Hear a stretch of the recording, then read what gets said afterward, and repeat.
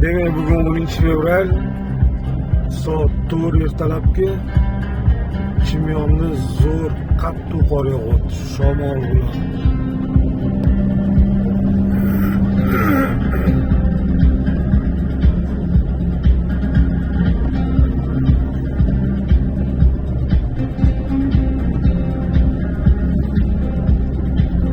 Shu bog'ini aytib o'tmoqchiman, narxlarni arzon qilganimizdan keyin zvonoklar ko'paydi. Murojaatlar, mashina chaqirishlar ko'paydi.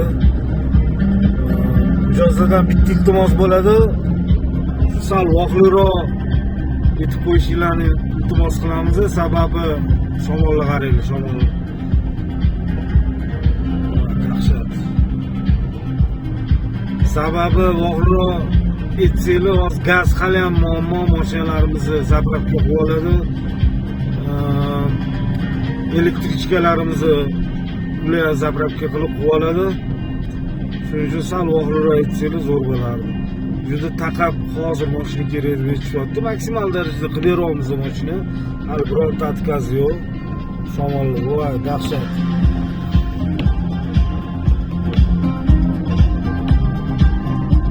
Hali bitta bloger boru, bunaqa video faqat menda mazza qilib, jimgina mazza qilib ko'ringlar deydi. Bunaqa videolar faqat chorva bo'ldi. Qorni qaranglar, qorni.